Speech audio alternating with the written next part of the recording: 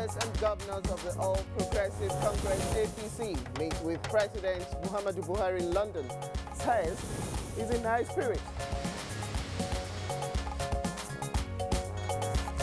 Federal government evacuates 198 irregular Nigerian migrants living in Saudi Arabia.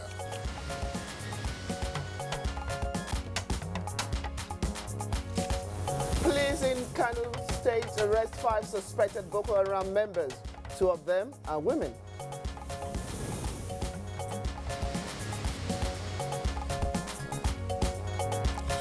And on Good Morning Nigeria today, our focus is on the plight of the people of Bakassi, 11 years after Nigeria ceded the oil-rich peninsula to Cameroon.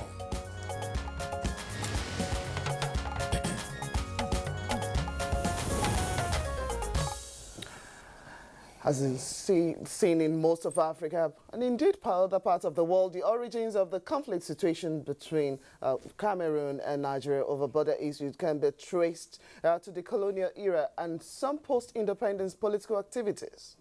Quite right, Blessing. Now, the border between Nigeria and Cameroon, extending from Lake Chad to the Gulf of Guinea, had been a bone of contention between the two territories dating back to 1913. The Bakassi Peninsula is 1,000 square kilometers on the Nigerian-Cameroon border at the south end of the Gulf of Guinea. The swampy peninsula is associated, or with its associated small islands, are strategically located, controlling access to the Nigerian port of Calabar, the surrounding waters.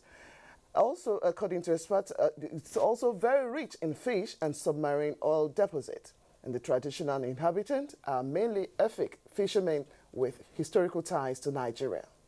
Now, in 1961, part of the southern end of the peninsula became part of Cameroon. Of course, you all recall the plebiscite that took place that year. Now, while the northern portion, of course, remained with Nigeria.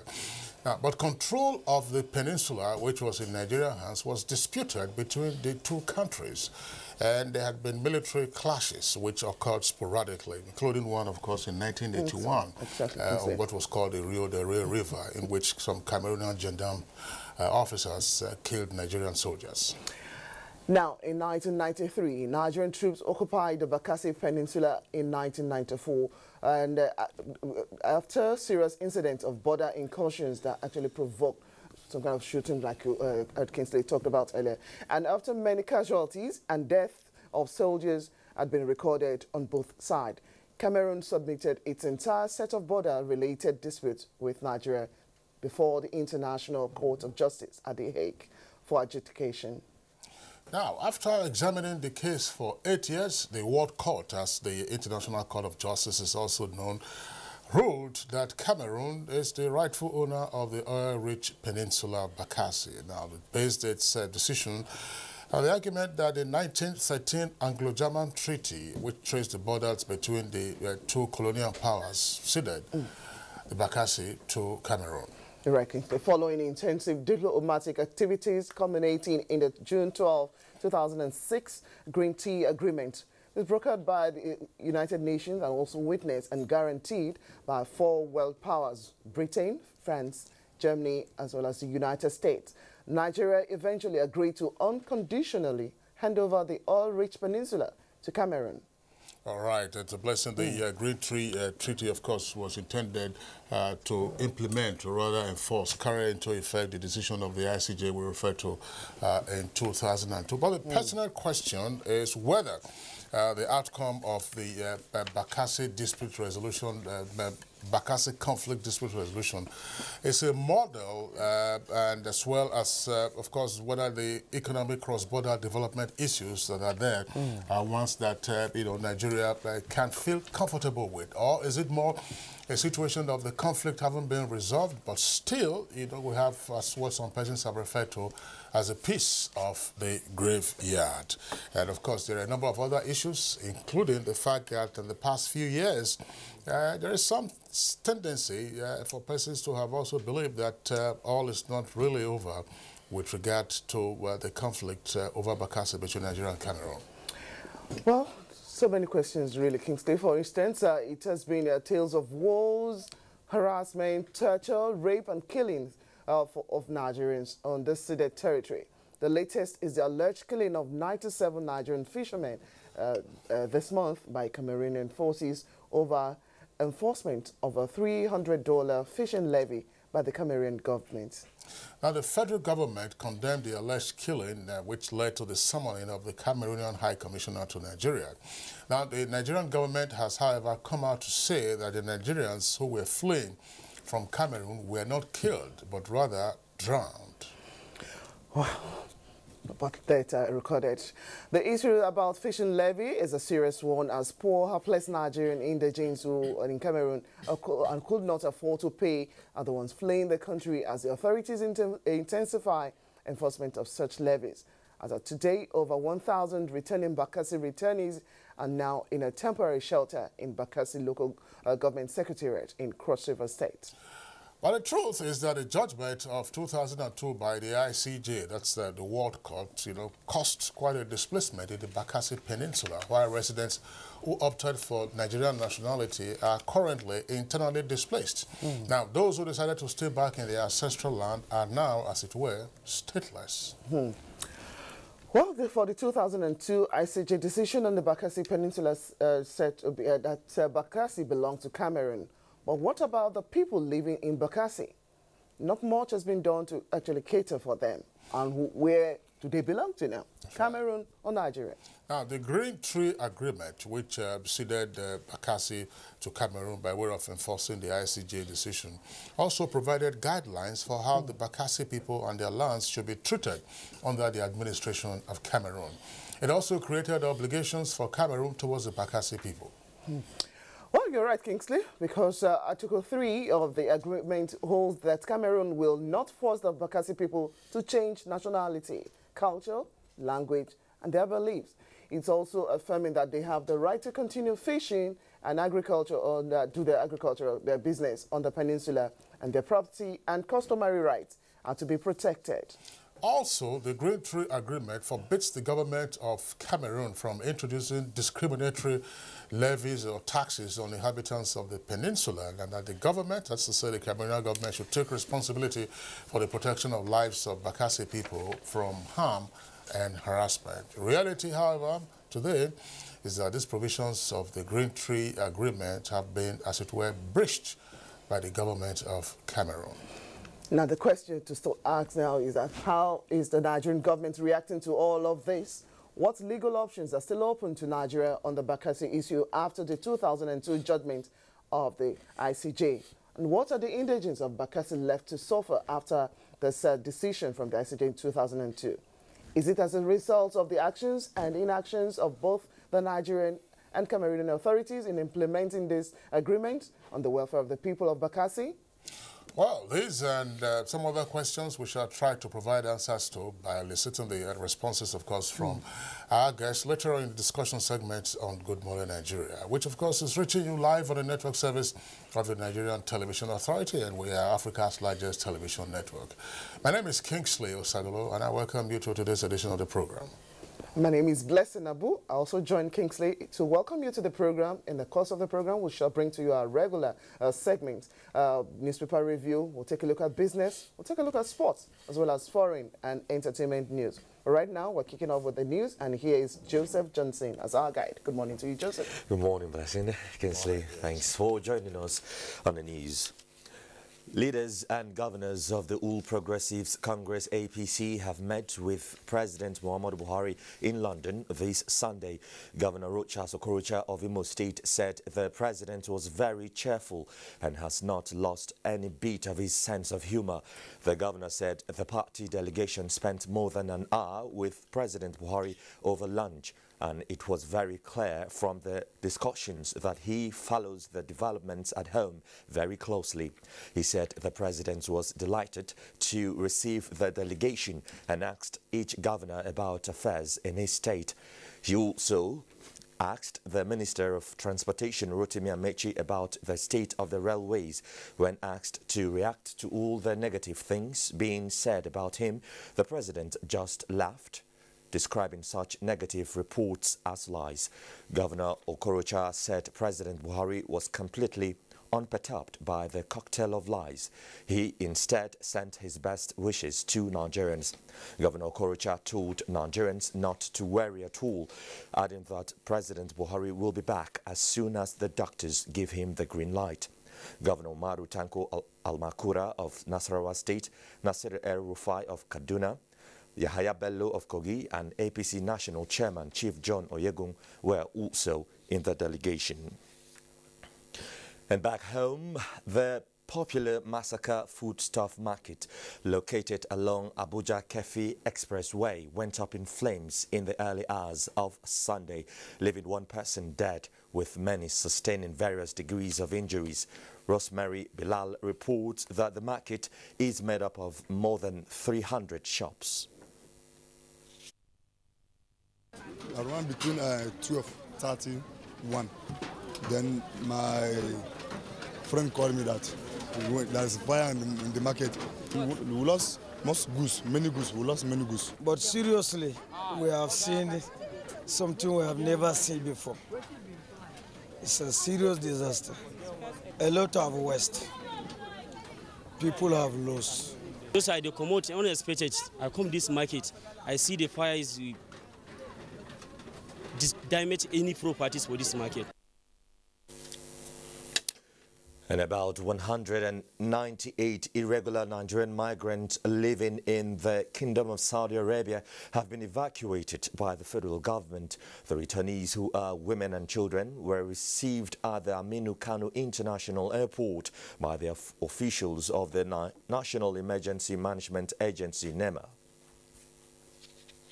Those that have shown interest and are willing to come back to Nigeria, that is what we receive through the Consular of the Saudi Arabia. They have shown an interest willingly, these Nigerians, like this one that have come.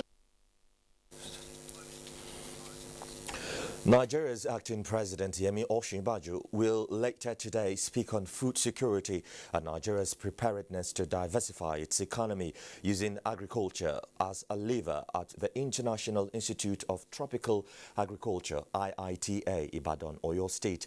The event will provide the acting president the opportunity to address more than 300 international, regional and national experts and to further unveil the Nigeria thinking towards agriculture, especially in the context of economic diversification.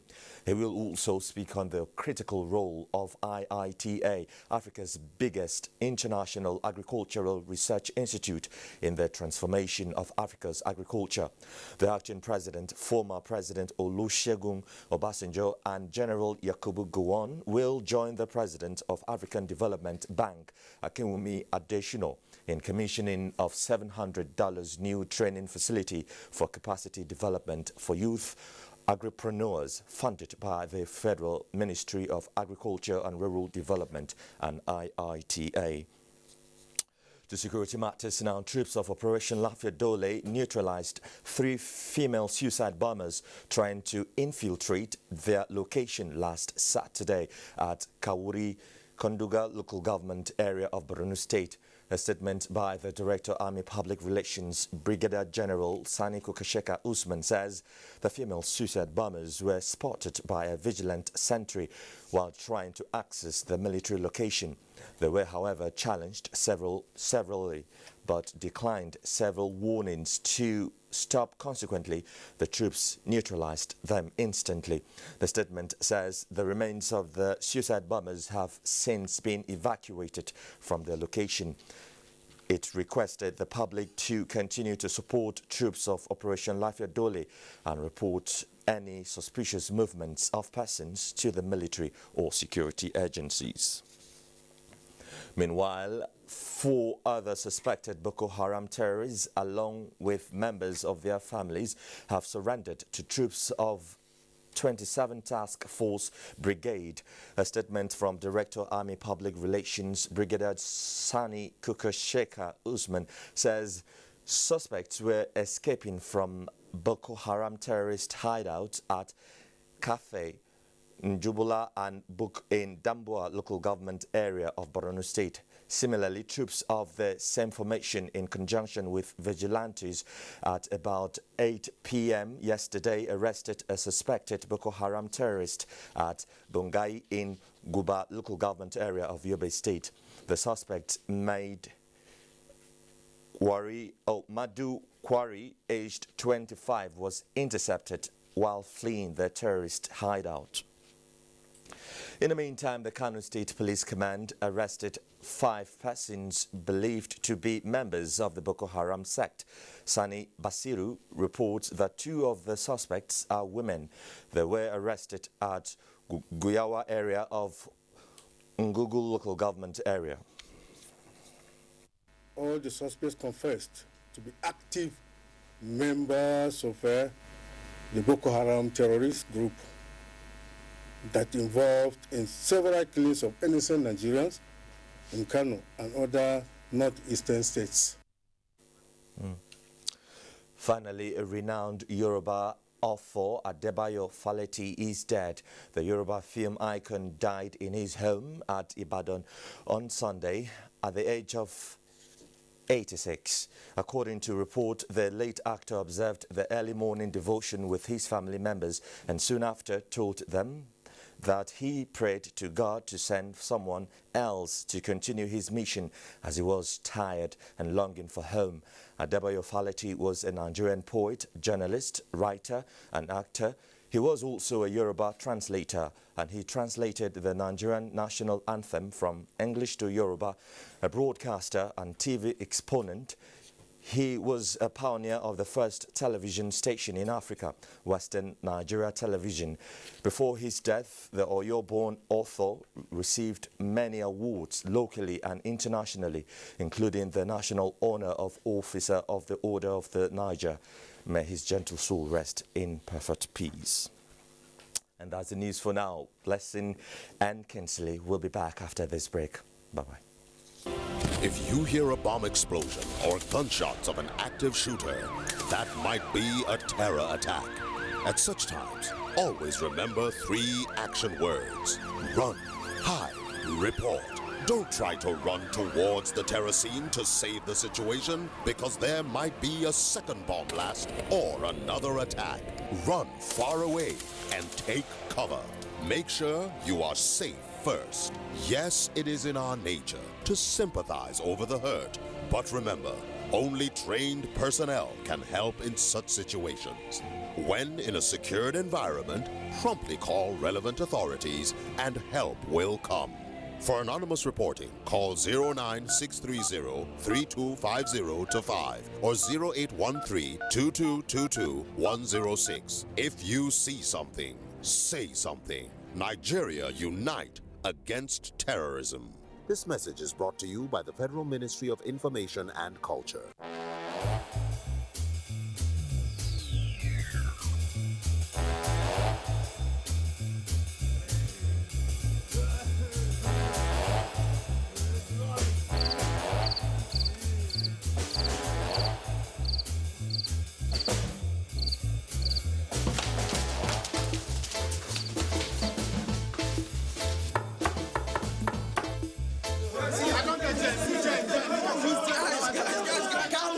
Calm down. The movie I'm downloading is on 95%. It's still on.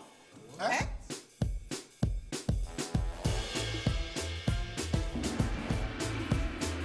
Introducing Airtel Unlimited Data Plans.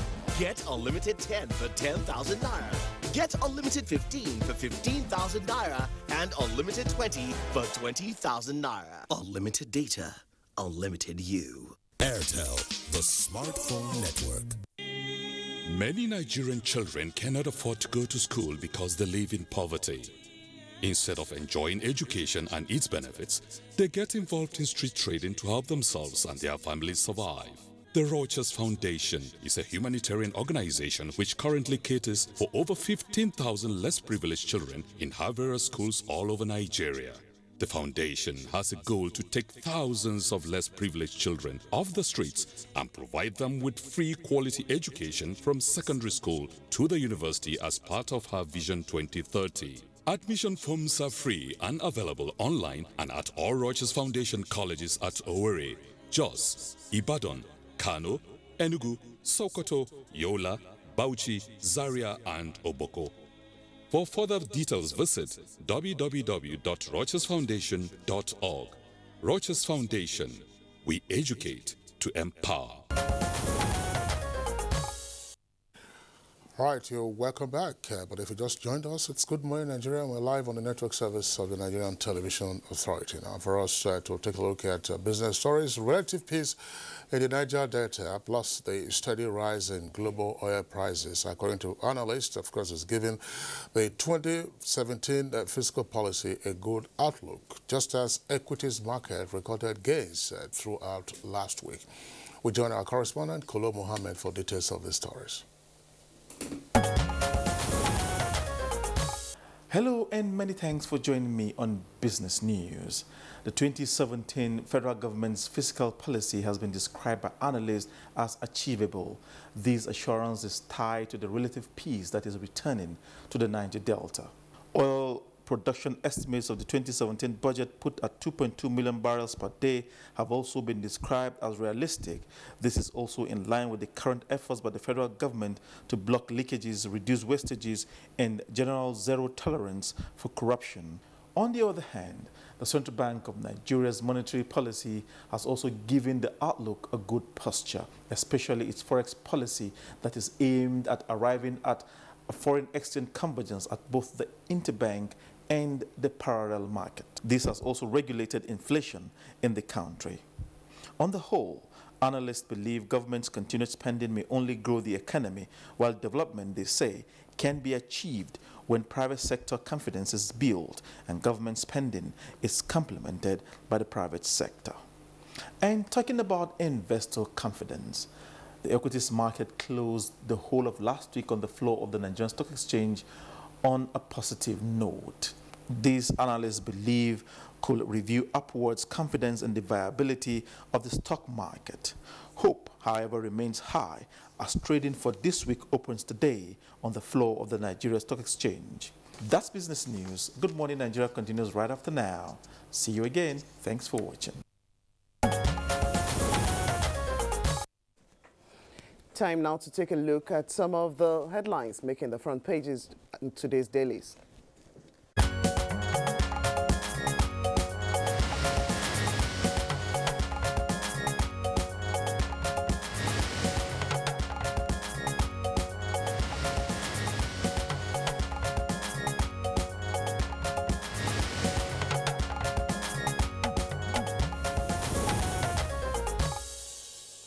Bayo Atoyebe is here with us after the weekend, and it's our pleasure to welcome him to the studios. Bayo, thank you.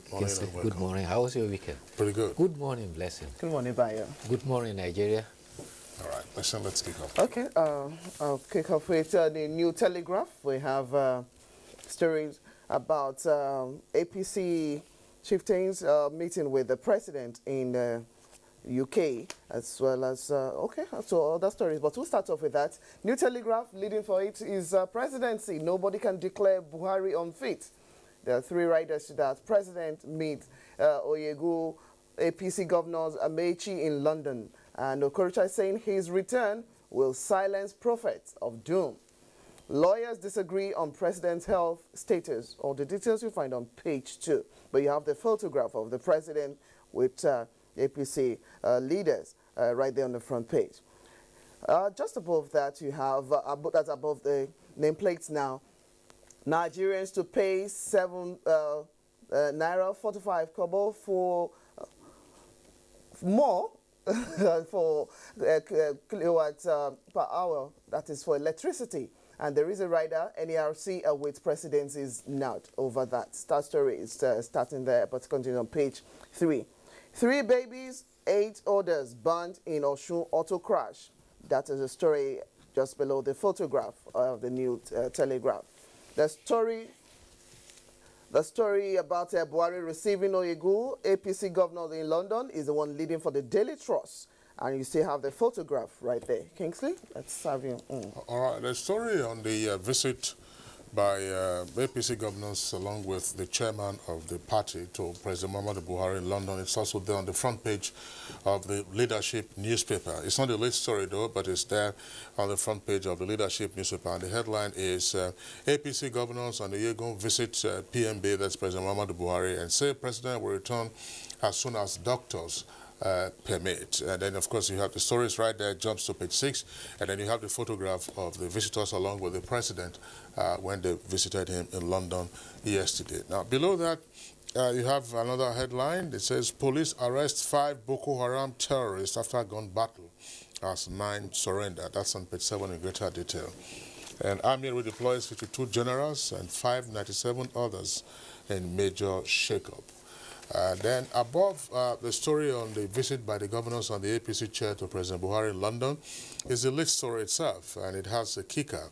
351 billion naira NHIS probe. NHIS stands for the National Health Insurance Scheme. And then HMOs get 2-day ultimatum to submit audited accounts, with the rider health minister to defend executive secretary's suspension before Reps Committee. The story is in detail on page 6 of Leadership. Now, below the nameplate of Leadership newspaper, 2 headlines. Federal government can save 127 billion naira from high-quality cassava flour initiative, and that's according to FIRO. FIRO, of course, is the Institute of Industrial Research at Oshodi in Lagos. UK to invest in Nigeria's energy sector. That's on page 25. Bayo.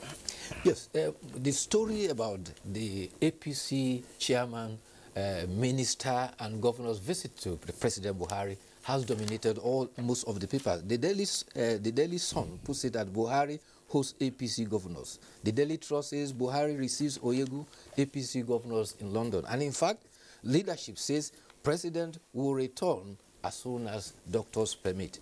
The delegation had lunch with the president in London, and he's reported that his sense of humor was as disarming as ever.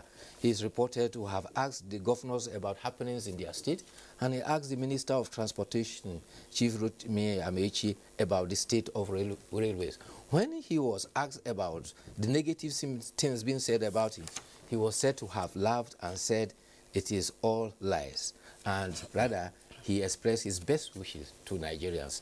Governor Rochas Okorocha was also on the delegation, so also were Governor Tanko Almakura of Nasarawa State, Governor El-Rufai of Kaduna, and Governor Yahya Bello of Kogi State.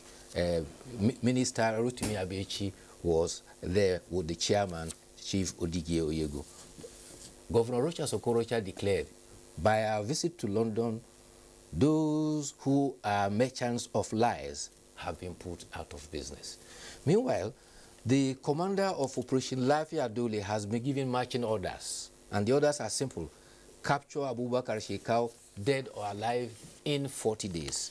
The Chief of Army Staff, Lieutenant General Tukur Buratai, enjoined the theater commander to employ all arsenals at his disposal to smoke out Shekau wherever he is hiding in Nigeria.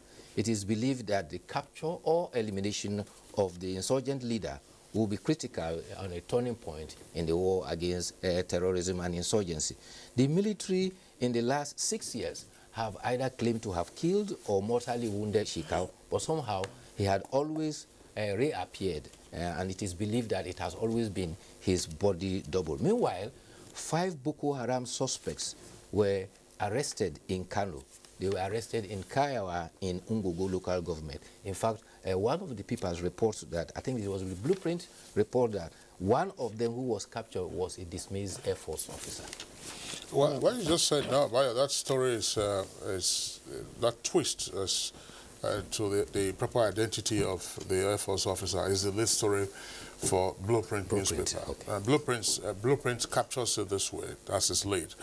Dismissed Air Force officer and Boko Haram battle police in Kano.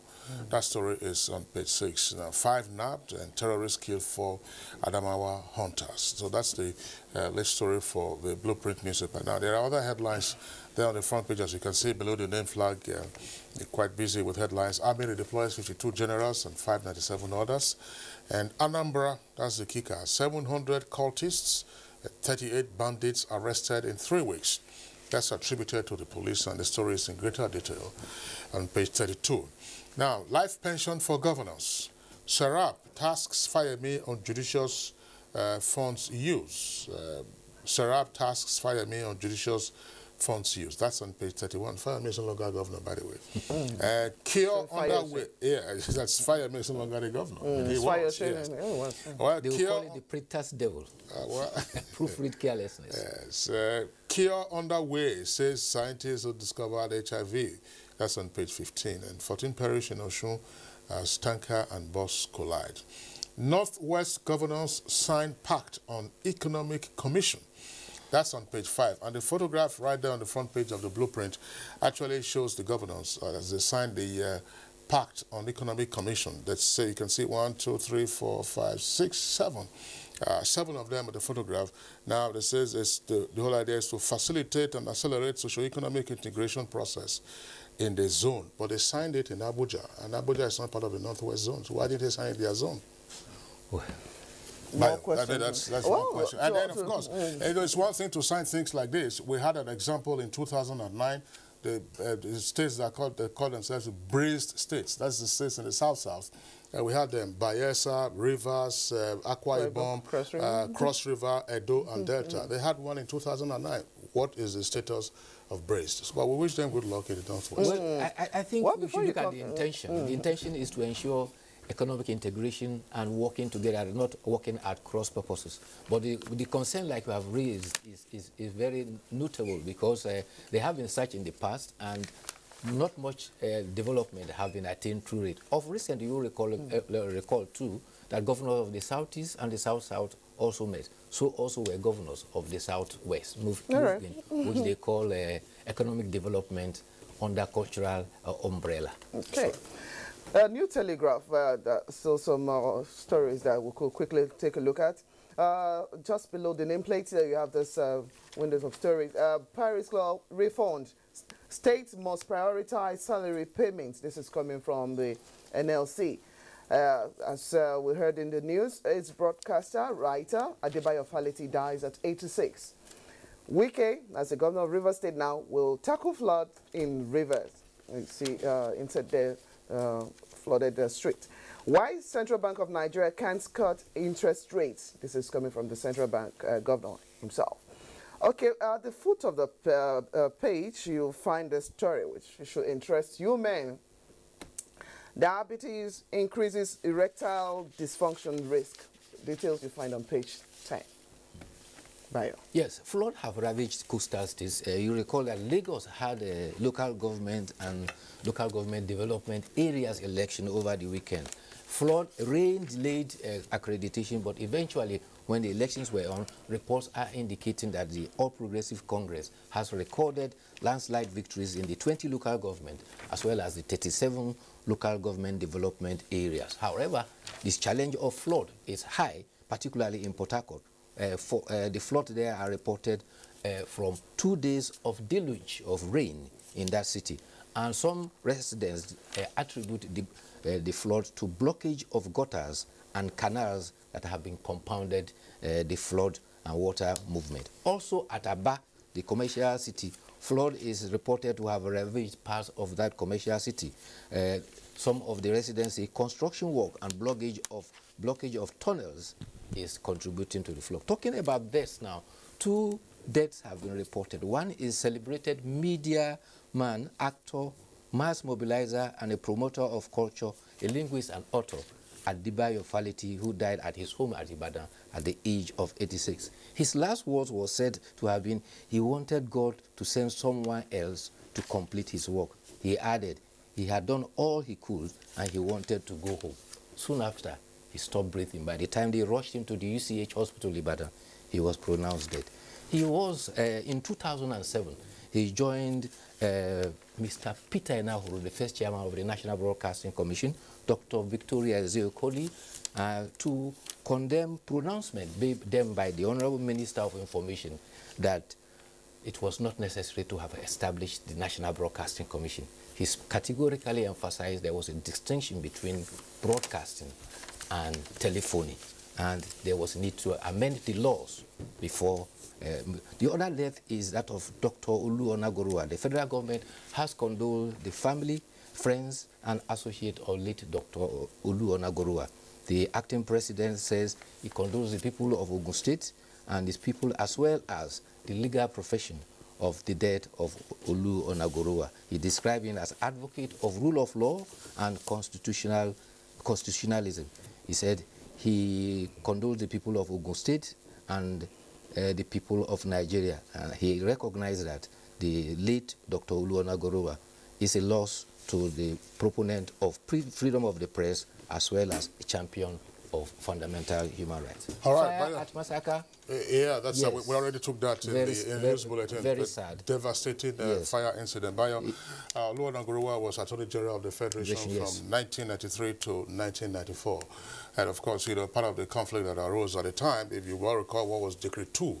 Decree 2 was state security detention of persons. And in the past, you know, it required the Attorney General of the Federation, you know, to give his assent, you know, before laws, of course, were passed. But the Decree 2 was then amended and it was bypassed, that the person who could then issue warrants for arrest or detention then included the Inspector General of Police.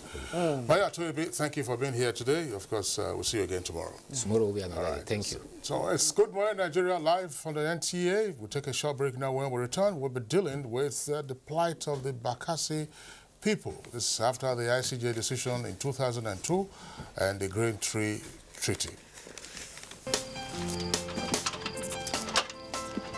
Oh boy, climb this thing now. No be only to connect lights. Come you and yourself now. Now wow. Oh boy, come down now. Oga Kasali electrician who they look for with this. Oh, Oga Kasali, come help us fix this wire now. Sorry, I no longer carry out illegal connection. It puts the lives of people at risk and can cause fire outbreak and disrupt power supply. I will never be part of anything that has to do with this any longer because change begins with me.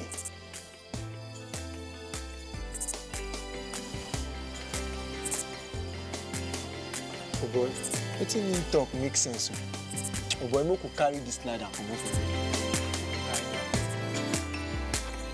This message is brought to you by the National Orientation Agency in conjunction with the Federal Ministry of Information and Culture. Hey, great news! Oral-B has just been voted Kudos #1 quality toothpaste of 2017 by you. So even though times are hard, as a mother, you know that Oral-B is good for your family's oral health because they deserve the best. It's great value because it protects you against tooth holes and gum problems that can lead to tooth loss. It strengthens your family's teeth and gives them all-round protection. So remember, protect their future. Oral-B for healthier and stronger teeth in 1 week.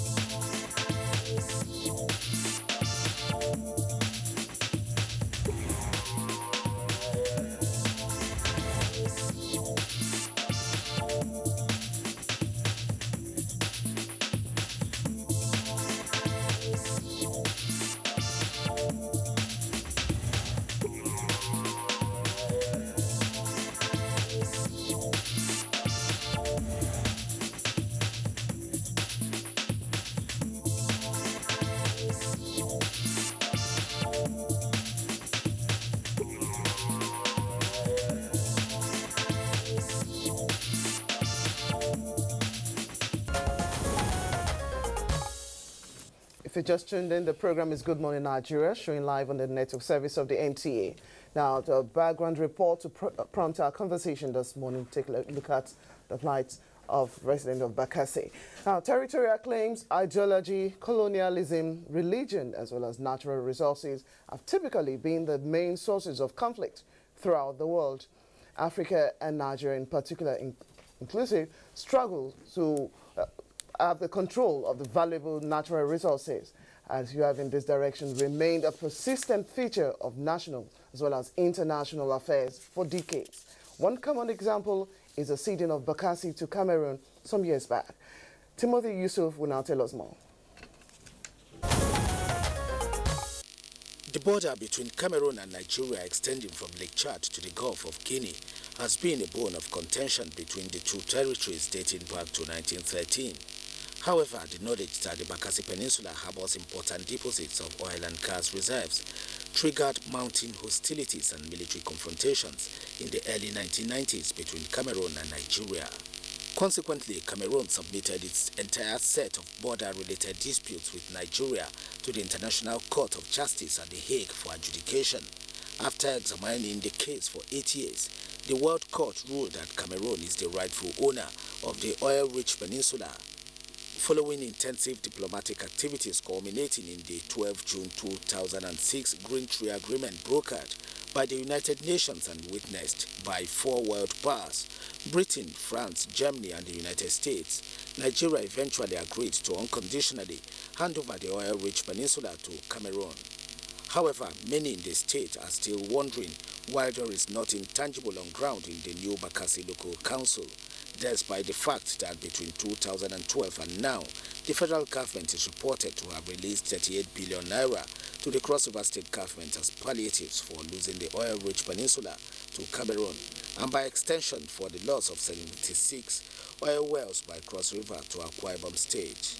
On the other hand, many say, following heavy-handed laws and state-sponsored violence from the Cameroonian authorities, thousands of Nigerians have fled Abana, the headquarters of Bakassi Peninsula, which is currently under the sovereignty of Cameroon.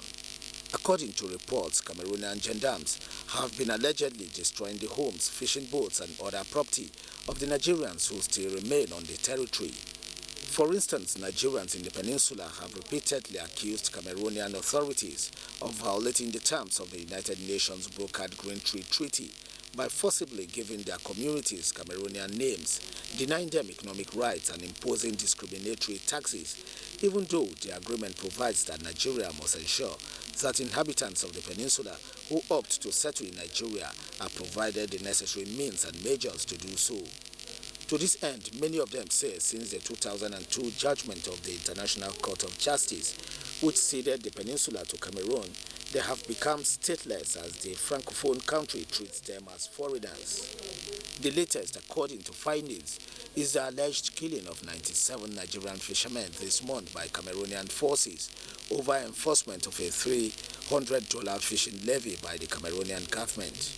The federal government, however, condemned the alleged killing and consequently summoned the Cameroonian High Commissioner to Nigeria. The outcome of the invitation showed that the Nigerians who were alleged to have been killed drowned while fleeing from Cameroon. At the moment, over 1,000 Bakassi returnees are said to be now in a temporary shelter in Bakassi Local Government Secretariat in Cross River State. What is the latest on the plight of the people as the government of Nigeria reportedly commissioned investigations into the allegations? What went wrong and what should both Cameroon and Nigeria do to ensure a peaceful coexistence? Experts are set on Good Morning Nigeria to provide answers to these questions. All right, thank you very much, Timothy Yusuf, there for that background report. Indeed, we have guests with us here in the Abuja studios, as well as another guys joining us from our Lagos Network Center to discuss this issue. First, we'd like to welcome at this time the former Under-Secretary for African Affairs in the Ministry of Foreign Affairs, that's Ambassador Godwin Agama. Ambassador Agama, a pleasure to have you join us on the program this morning. Thank you very much. Okay, and then also here with us in the studios is a member of the House of Representatives, that's Honorable Babatunde Kolawole. Honorable Kolawole represents Akoko Southeast and Southwest Federal Constituency, and that's in Ondo State. Honorable Kolawole, I'm delighted to have you on the program this morning. Good morning, and thank you for having me again. Bless you. Yes, to also join us in the discussion is the Federal Commissioner, National Commission for Refugees, Migrants, as well as the IDPs. Here is Hajia Sadia Omar Farouk. Hajia Sadia Omar Farouk, welcome to the program. Thank you very much, and good morning. And in our Lagos studio is a former presidential advisor on National Assembly matters, Senator Florence Itagiwa. Senator Itagiwa, good morning to you and welcome to the program. Good morning. Kingsley. All right, let's begin the conversation backing up a bit. Just recently, of course, there was a motion on the floor of the House of Representatives calling attention again to the plight of the people of Bakassi. And of course, well before then, there had been a series of reports in the media with regard to the ordeal that Nigerians who are resident in Bakassi, continue to experience at the hands of Cameroonian authorities, along with the fact, of course, that persons, who were displaced have not been fully resettled. Honorable Kolawole, of course, you were a prime factor in the motion inviting attention again to the plight of the Bakassi people. Exactly what were you seeking to achieve, and what has been the outcome of the resolution? Well, thank you. We got this disturbing news 2 weeks ago. We decided to present this before the House, and it was all about 97 Nigerians that have been killed, or that were allegedly killed in the ceded area of Bakassi by Cameroonian gendarmes. And what we simply did as a responsive and responsible House is to move a motion on the floor of the House seeking for an investigation into this very matter. It was discussed extensively, and the Speaker eventually ruled that the Committee on Foreign Affairs should investigate and report back to the House. I'm aware that a public hearing has been held, and stakeholders were invited. But I think we are yet to receive the report of the Standing Committee on Foreign Affairs. How troubling was the report? Because we already have some response coming from the executive branch, namely the Ministry of Foreign Affairs, saying that the initial reports that the Nigerians were killed by Cameroonian officials appear to have been an overstatement of the fact. The fact, according to them, being that the Nigerians were fleeing, but then they drowned. And they were fleeing from the assault of the Cameroonian authorities. Are you familiar with this line of story? Yes, I took my time to Google yesterday, and I got the response of the minister and that of the army chief. And I think one thing is clear here. One thing they affirmed is the fact that there were maritime, disputes. There were maritime disputes, and the minister did say that between 2008 up to date, that about 97 Nigerians have been killed. So the issue of killing here was established. But though they actually came out to say that no Nigerians were killed in these very incidents. But then, just like I said, one thing has been affirmed here, that 97 Nigerians were killed from 2008 up to date. And this is a lot. I mean, but the question is that what has been done? Has any investigation been carried out in this respect? Because I know, for instance, in the US, one life, I know what it means. If anybody, if a US citizen is illegally killed, just one, they can go after a nation for that. So if the minister comes out to tell us that from 2008 up to date, that 97 Nigerians, that's the true figure of Nigerians that have been killed in this area, and nothing has been done about it, then it's funny to me. All right, thank you very much, Honorable Member. Now, we earlier introduced Senator Florence Itagiwa in our Lagos studio. Our question is going to you now. Of course, you're not called Mama Bakassi just for the fun of it. You are from Bakassi. What exactly is the plight of the Bakassi people as torn between Nigeria and Cameroon? Thank you very much, and I thank you for giving me this opportunity.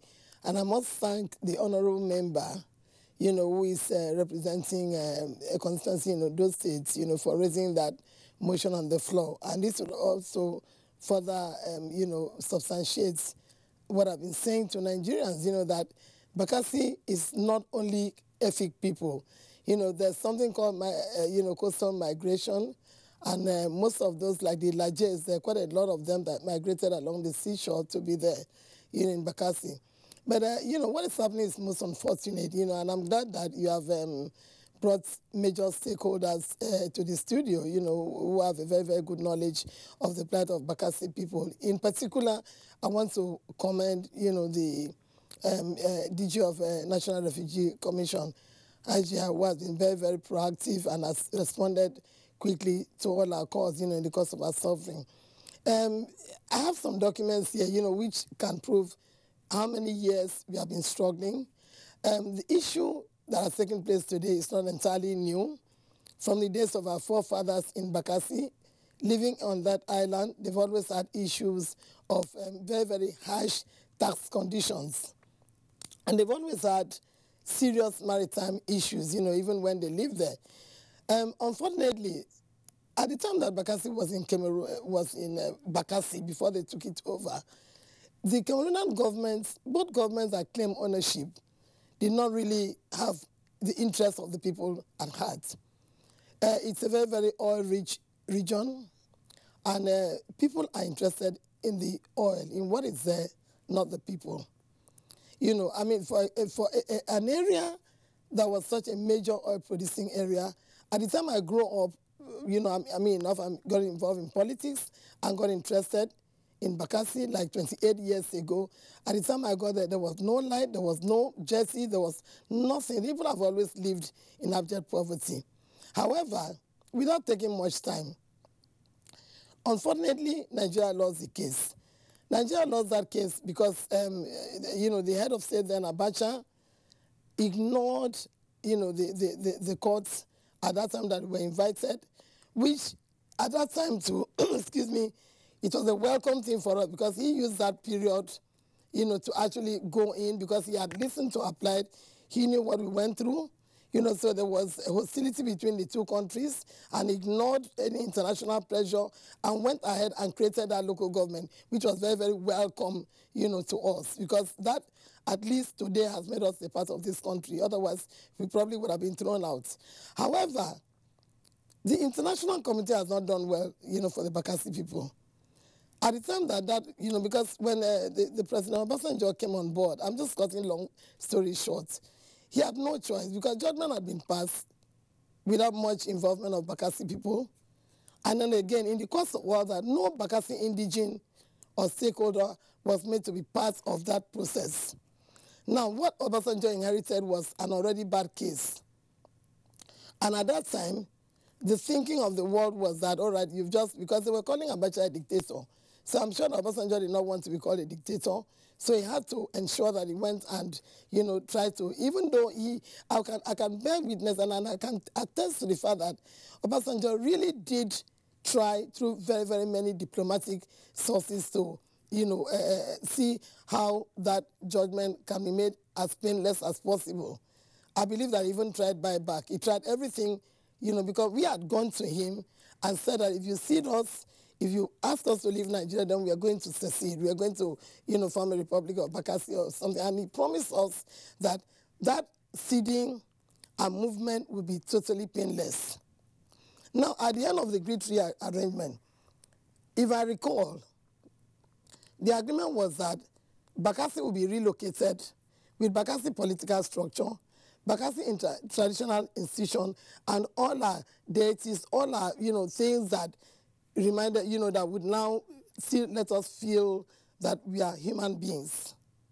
The international community was also asked to ensure that those that choose to stay back in Cameroon, that the harsh tax treatment they got would be at least relatively reduced. But unfortunately, both parties have reneged on that promise. I know how many times over the years that Bakassi indigenes have gone around all the international embassies that were signatories to that agreement to complain that our people are still suffering. And even those that came back to this country, for the past, we made a request, because luckily I've come here with the documents.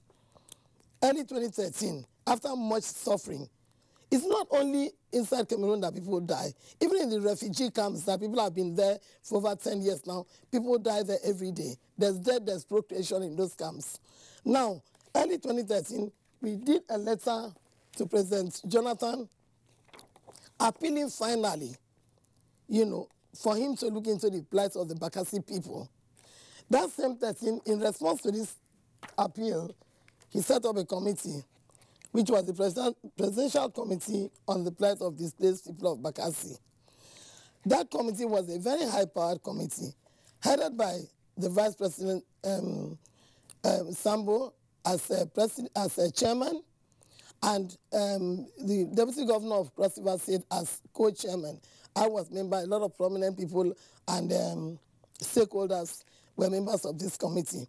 Now, as far back as 23rd May 2013, that committee went into all areas and actually saw for themselves the suffering of the Bakassi people. And that committee came up with this report. We are not saying that we want to be taken away from where we are. Unfortunately, we were resettled in Ikan. Ikan gave us soft landing. But then, this government, from that day that we moved to Ikan, under very, very harsh conditions, nobody has come back to say, okay, where are these people? And that is why most of those people went back to Cameroon. Because Bakassi people are really hard-working people. They don't know how to beg. They do not want to consider themselves into a nuisance on the streets of Nigeria.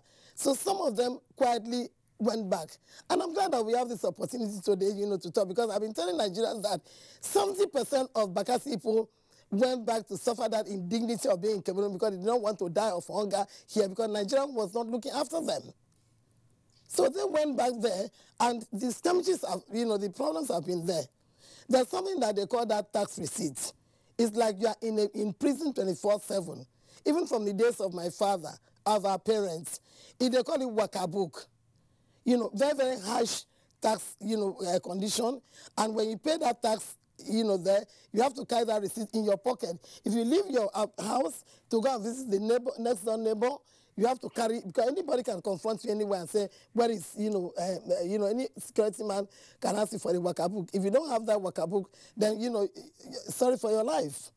So, but, it's like nobody has answered us. As a matter of fact, that lady, the lady from the Refugee Commission, I'll tell you this, that in how many years, it's the first time this year that the National Refugee Commission responded to our aid and came there to come and, look after the IDPs. It's as if we are not Nigerians.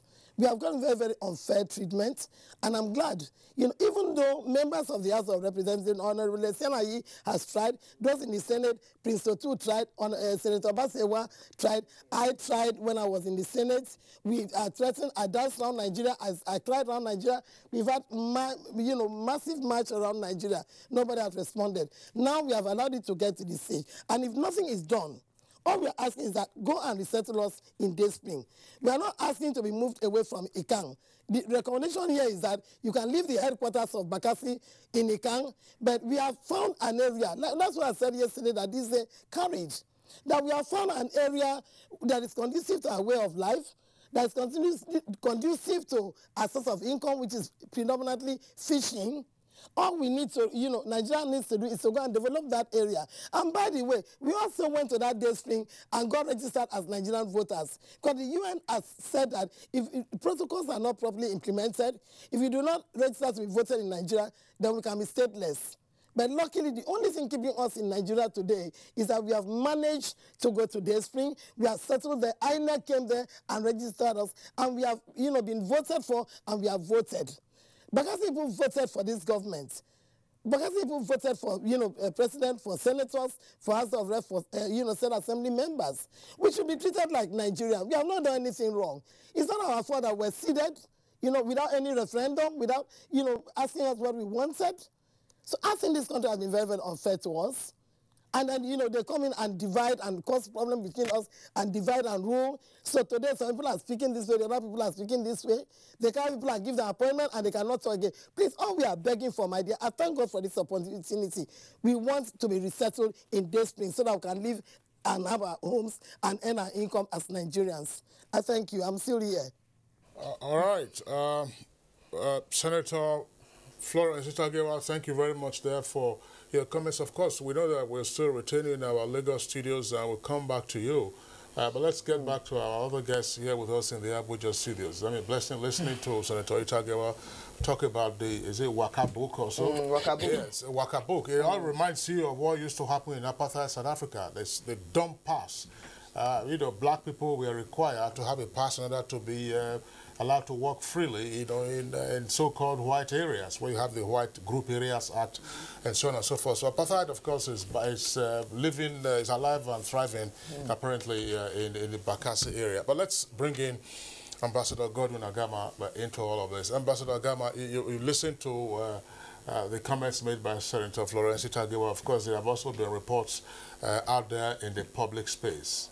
Is the Green Tree Agreement meant to implement the ICJ decision of 2002? Is the agreement in tatters? I think you've said it. Obviously, the agreement has been breached by Cameroon. I listened to your background report early this morning when I came here, and you have gone through the agreement very well. The agreement, Cameroon guarantees the Nigerian nationals in the Bakassi a number of rights.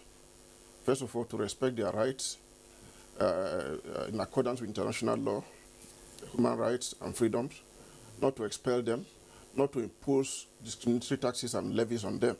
And I think this Waka book falls into that group. It will be, if Cameroonians who live there, Cameroonian nationals who live there, are not supposed to pay that, and Nigerians pay, which often happens in Africa, here in West Africa in particular. And if that's the case, then Cameroon is in breach of it. Nigerians are fleeing, which means they're being expelled from the territory. You don't flee if nobody is pursuing you. You flee when you are being pursued. Right. So if the generals are pursuing you and expelling them, that's a breach of the agreement again. Unfortunately, the agreement doesn't provide for a penalty when you breach the agreement. I've also gone through the agreement. It's not a very lengthy document, 8 articles only. And the first 2 talked about Nigeria recognizing the judgment and undertaking to withdraw, which you've done. The agreement also talked about when the agreement is implemented, which I'm not a lawyer, but my little knowledge of international law means that there's a limit to which the agreement will subsist. And I don't know whether the Cameroonian government is doing that now, believing that Nigeria has withdrawn from the territory, has given up the sovereignty over Bakassi, and therefore the agreement is no longer tenable. Otherwise, they shouldn't be expelling Nigerians, they shouldn't be levying them discriminatorily and all that. So I think the agreement is in tatters, as you just said. Ambassador Agama, what exactly have both nations failed to do in terms of this agreement as is in place? If you've taken over a particular spot at least, or you say you've declared the sovereignty over this particular peninsula, the people there are part of the sovereignty as well. What have the 2 nations failed to actually do? The people are suffering while the peninsula is taken over. Well, it's not the 2 nations, I would say. As you know, the agreement came out of the 2002 judgment of the International Court of Justice. Certainly. And the judgment, of course, was based on a case filed by Cameroon in 1994, and as you said here earlier on. At that time, and as the senator said, Nigeria was like a para in the international community under General Abuja for some reasons. And even if you read the judgment itself, it's a very lengthy judgment. Most of the judges who even said Bakassi belongs to Cameroon and that Nigeria should withdraw do not think that the court ought to have adjudicated compulsory jurisdiction there. Shouldn't have exercised compulsory jurisdiction over the case. It's a case that will be settled politically. And there are examples in the world. Look at India and Pakistan with this arid, what do they call that region? That is always a conflict between India and Pakistan. The people are Pakistanis, but India is in control. And each time Pakistan tried to raise it in the international community, India says no, let us negotiate. It's a bilateral thing. And I think that was a chance Nigeria missed in going to court with Cameroon. We shouldn't have done that. We were in control of the territory. We held it. The people are Nigerians by all intents and purposes. And as the senator said, the Bakassi people were never consulted. The court didn't take notice of the issue of self-determination of the people of Bakassi. They were not consulted. And they've been transferred from the colonial times to the present times, which is very unfortunate. The court bases judgment on the 1913 agreement between 2 colonial powers, between Germany and the UK, that were the colonizers of Cameroon and Nigeria. Earlier on, by I think 1884, Britain had entered into a protective agreement with the Oban of Calabar that controlled the Bakassi. And the protective agreement is, it also an agreement of friendship, and I'll protect you from other powers, other European powers, not from other Africans, other European powers. And therefore, the Oban signed the agreement. And now, between what you've signed by protection, you are now acquiring it as its possession, which the court also, some of the judges picked holes at. And I think this is the point. Nigeria, I think, has done what it ought to do to avoid a fight, to avoid the consequences of any of these unpleasant situations. And of course, it's in pursuance of Nigeria's own foreign policy objectives to respect agreements, for African integration, and settle disputes by peaceful means. So Nigeria has done that. The onus is now Cameroon to justify that it's observing the Green Trade Agreement. And they have not done that. All right, Ambassador Agama, thank you very much. Of course, if it's part of Nigeria's foreign policy objective to ensure African integration, it's also been professed as part of Nigeria's foreign policy to protect Nigerian lives wherever they are. Citizen diplomacy, as it's been called. So if 97 Nigerians have been killed or have died over a period of time, it raises questions, as some observers have indicated. Now, let's bring in the Federal Commissioner in charge of the National Commission for Refugees, Migrants and IDPs, Haji Asadia Omar Farouk. Of course, Senator Itagewa has spoken positively about the intervention of your commission into the plight of the Bakassi people. But of course, the plight had lingered well before the commission came in. Exactly what is the extent of the problem that the commission is having to confront with regard to the Bakassi resettlement? Yeah, thank you very much. Ours, I think, is a humanitarian face to hold this whole matter. When I came on board in the last quarter of 2016, I embarked on a familiarization tour to all the locations where we have displacement. The South-South geopolitical zone was one of it. I visited Cross Rivers. I went to the Day Spring camp and I saw some of these people. We took some relief materials to them through the state government. We handed over these materials on behalf of the beneficiaries to the state government. We are now embarking on a needs assessment of the situation to see where we can come in to intervene most appropriately. As I mentioned, at the last quarter of 2016, when I came on board, the procurement and the budget processes had already been done. So there was really little that we could have done. The only thing we did was to take these relief materials to these affected people of concern and then do some needs assessment. And after which we had a report of the fire outbreak by the distinguished senator here, and we also intervened to take food items as well as shelter materials to these people so that they can be able to rebuild what has been damaged. It is just a way of showing our empathy to the plight of these people.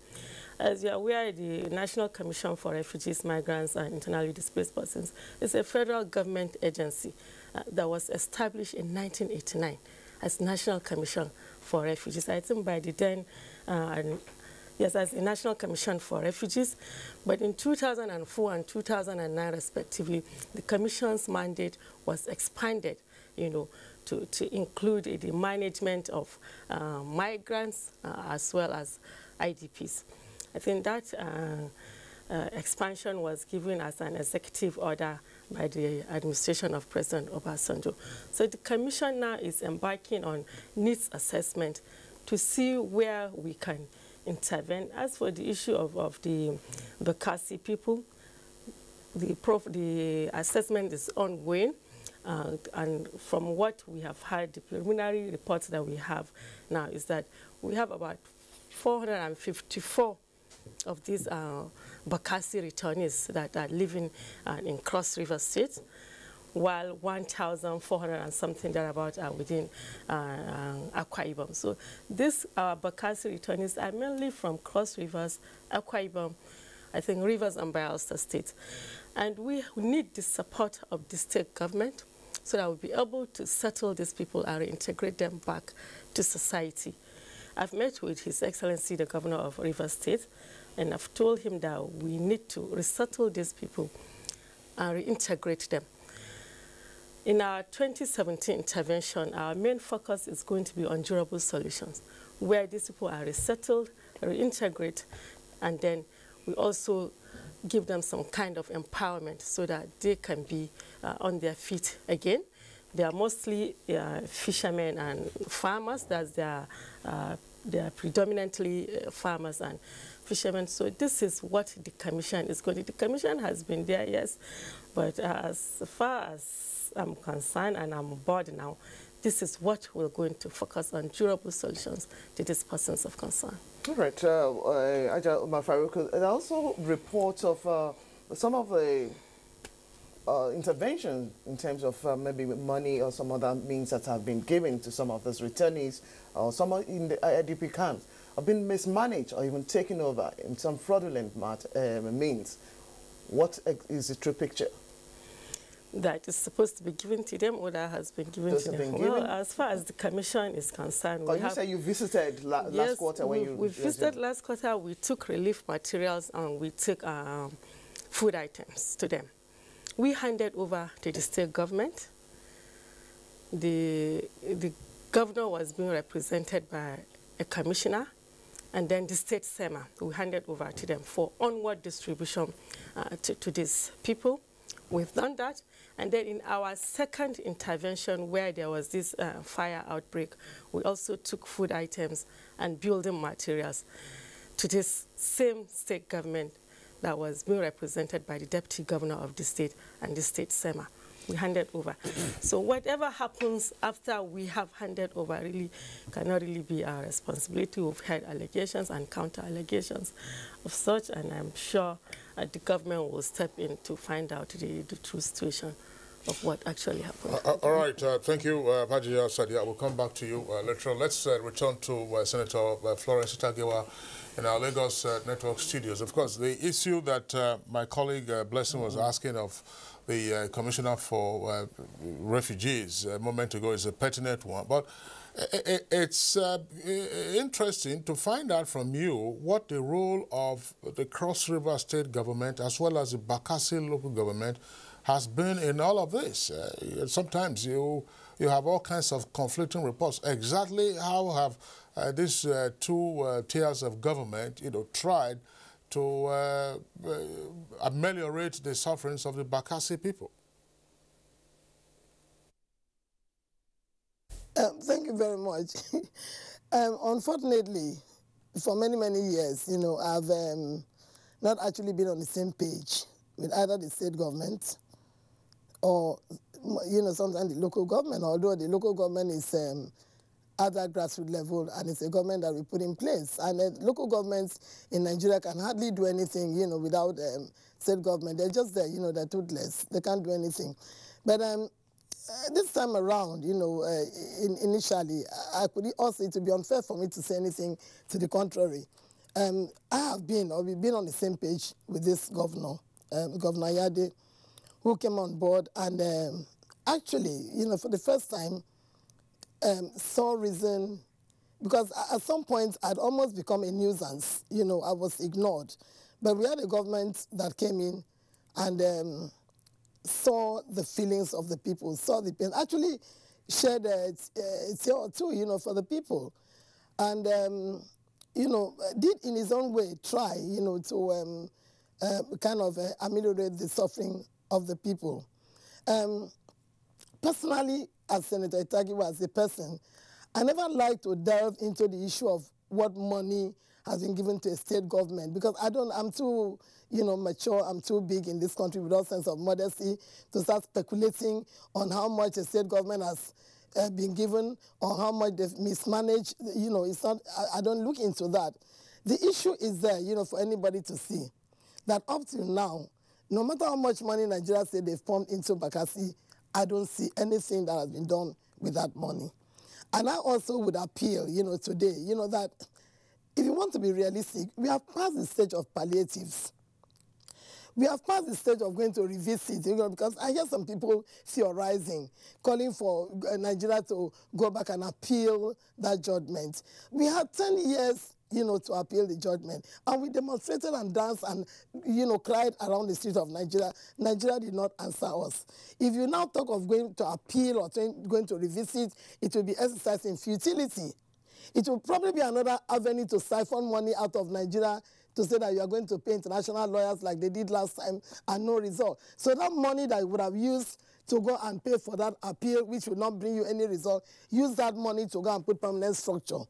Use that money to go and resettle us permanently. We are tired of palliatives. In fact, in fairness to that lady, they've tried. Now, the Bakassi people are even rejecting rice and all those things. We want, like, they gave us building materials last time. We want building materials to go and build, develop that day spring and live there as Nigeria so that we can get on with our lives. You know, because unfortunately in Nigeria, there would be, unfortunately, there will be people that would slow down as much as possible the process of permanent resettlement so that they will continue to use that opportunity to be siphoning money out, you know, to look after Bakassi. We don't want looking after. We don't want palliatives. We want permanent resettlements like every Nigerian. And UN has warned that if we are not properly resettled, we cannot vote and be counted as Nigerians, then we will remain stateless. So, you know, the thing is that let us move forward. You know, there are a lot of people that I watch, you know, in amusement. They come to your studio, they go to channels, they go and sit down there and theorize, but they don't go there. That lady talking there has been there, so she knows. You understand? I go there, I interact with people. I get it takes me like 3 different boat rides to get into Day Spring. You know, a military boat from there to a smaller boat, from there to a much smaller boat, and then I have to now wade in the ocean because there's no jetty. So are we not Nigerians? We don't want any more rights. We don't want any more palliative. We want building material. We want in that studio that understand. And again, I must commend that honorable member who brought this up. How long are we going to continue suffering in our people? Right now, you have, you know, last week I went there, you know, trying to feed 1,000 people. It was with a lot of effort. And if you don't give them food, they don't mind. You know, they don't, if they can serve. They want their homes. It's not only in Cameroon that people are dying. People are dying in those refugee camps. I know the story of even, not only Bakassi, the story of IDPs all over the country. The IDP camps have been thoroughly abused. There's diversion, there's all sort of things, which I don't want to look into. I don't even want to go into that right now. The issue is that, please, let Nigerian government resettle Bakassi people permanently. We voted for people, and we have representatives in the State Assembly. So you just appeal. You know, stop the palliative, stop going to courts to waste money. Don't listen to those people. We are the people. The wearer of the shoes knows where it pinches, and we want permanent resettlements. All right, Senator Itagewa, you talked about you know, the desires of the Bakassi people. When we're looking at permanent resettlement, what is the rough population estimate of the Bakassi people to be resettled? That's the first question. The next one is, I'm not quite sure now what the name of the place is, but some 4 years ago, I was in the Bakassi local government area, and there was a resettlement accommodation being built by the federal government. I'm not sure whether persons have moved in there, some 1- 2-bedroom apartments. Now, is that part of what you're looking at? In addition to, you know, getting structures, what are the other items on your scale of priorities? Thank you very much. It will be very difficult for one to tell you a specific number of Bakassi people, but I think you're talking about, you know, up to 12, 13, 14, 15,000 people, because some of them are there, although we have a good arrangement.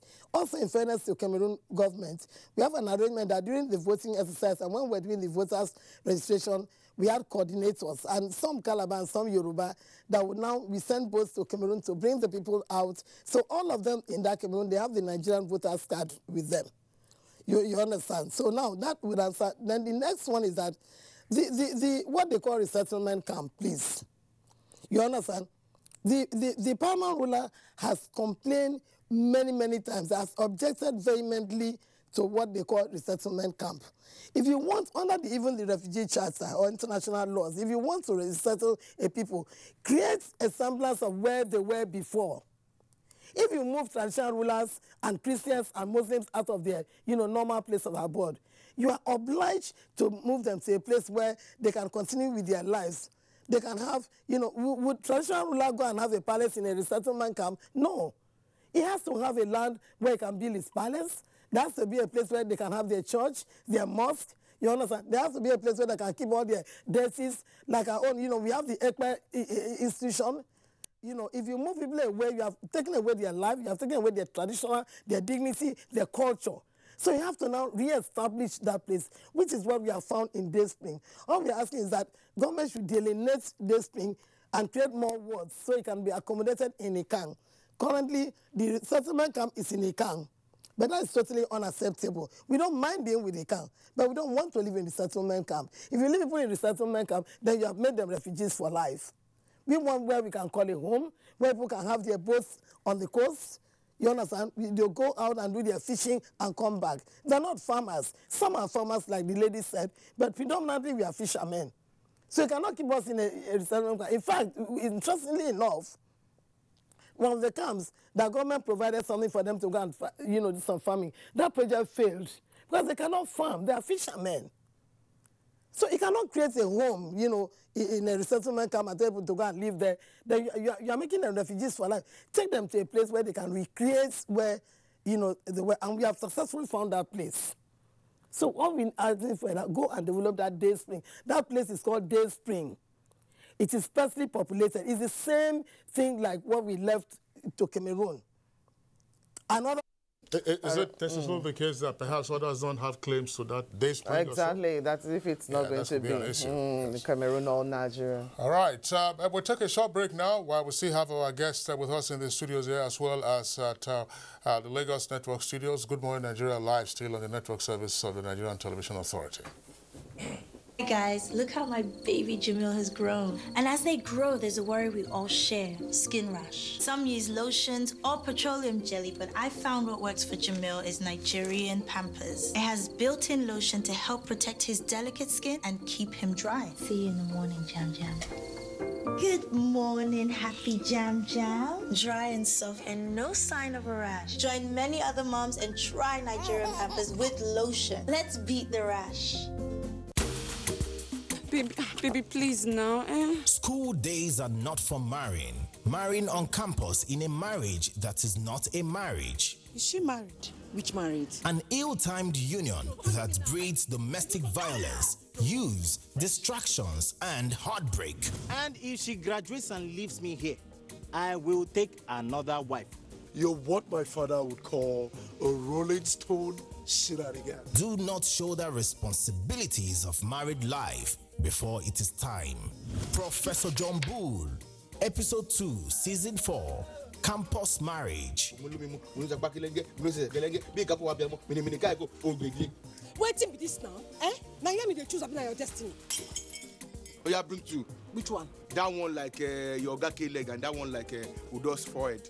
Over and out. Brought to you by Glow. The largest data network, Glow Unlimited.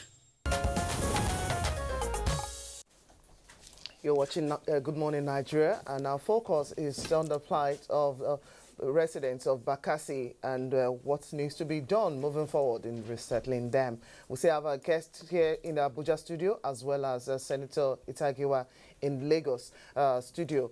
Right now, let's take a look at some other areas now, taking a judgment of what should be the responsibility. Our question now is going to the Honorable who moved this motion on the floor of the House already. Now, there seems to be this dissonance between what we really want as a nation for our people.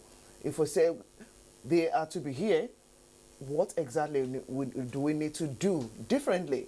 Earlier on, Senator Itagiwa made mention of the fact that because of this palliatives or other means of pittance being given to them, some of the people return to Cameroon, which is making them to face some of this attacks or incessant attacks, as the case may be. Where do we begin to headquarter or some of these areas of interest that we should begin to put together at the different tiers of government, at least from the House perspective, from the Assembly's perspective? Well, thank you very much. I want to agree with the distinguished senator on the issue of permanent resettlement. I think very, very prominent on our legislative agenda is the issue of security and infrastructural development. The Green Tree Agreement, if you look at Article 3, Section 2A to F, state clearly the right of Nigerians living in this ceded area. But my concern is that is the implementation of the agreement. And constitutionally, it is the duty of government to protect the lives and properties of Nigerians. Well, we are yet to get it right in the country. If we are okay here in Nigeria, they won't go back. We have the issue of corruption still biting hard. She mentioned the issue of, foods and other items that are meant for these IDPs. We've had cases. A member raised a motion in the House urging the executive to investigate this issue of diversion. We've had cases where trucks, full load of trucks that are meant for these IDPs are being diverted. And this have been done by prominent Nigerians. This is funny. I begin to ask myself sometimes that where are they taking this money to? As we speak, I've done 2 years going forward in the house. I only have a house in Abuja here. The one I have in my constituency is just, I renovated it. And that's all. It has never occurred to me that I want to have a house in London or in Canada. Because sincerely speaking, I don't need it. I don't need that money. I came up from an humble background as a rep member. I never thought I would be where I am today. But I never allowed all of this unnecessary wealth to get into my head. And so the issue of... Honorable Kolawole, right, just, what along the line that you're already addressing, how do we overcome what appears now to be a national challenge in dealing with persons who are in distress, IDPs, as we have seen from those who have been displaced by Boko Haram, and what has happened to the Bakassi people? How do we overcome that challenge? How do we address, as a country, the embarrassment of not taking care of the underprivileged adequately, or persons who are in distress? Well, the political will, to me, it's not there, the political will. And we've had series of, people that are found corrupt being taken to court. And how many of them have been jailed? That's the question. How many of them have been jailed? So we've seen cases, of people committing one crime or the other, but because they have the resources to fight their case in courts, they allow these things to linger for a very long time. I think on our own part as lawmakers, we still have some other areas too to actually look at in order to see areas where our laws need amendment, so that most of these cases that are taken to court can be prosecuted in a short while. So sincerely speaking, we need the political will. And I'm glad that very soon our president will be back in the country. I know he has what it takes, to make all of this happen. He has the political will to make it happen. But then there are issues surrounding, you see, it goes beyond what we can see with our naked eyes. When it comes to politics, when it comes to governance, when it comes to, why some people are trying to, make this country a better place, we still have some other people outside there that are fighting back to ensure that we don't get to where we are supposed to get to. So the issue of the government, having the political will to make all of this happen is one thing. And just like, I just left the constituency, and people were asking questions, this is 2 years old, we've not seen the change you're talking about and all the rest. And I keep telling them, look, you have to bear with us. I'm a member of the APC, but then we have challenges. The issue of recession, which of course we've been having, came on board. But how many of these grassroots people understand what recession is? They keep telling me, look, if you can't do it, come back home.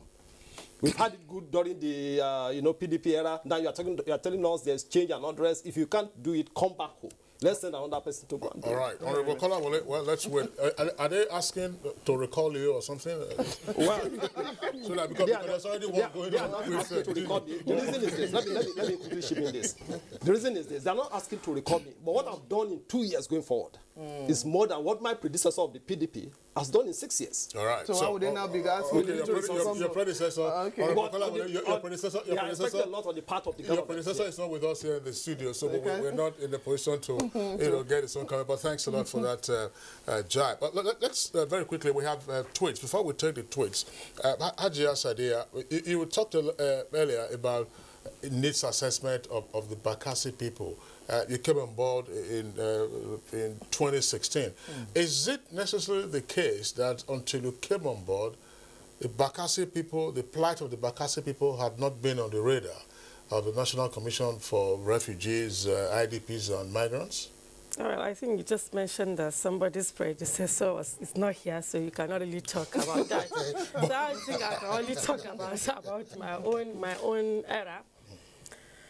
You see, this issue of camping, the Commission frowns at it. We really want to discourage encampment because people cannot continue to live in that kind of conditions and you say you're supporting them or you're bringing succor to them.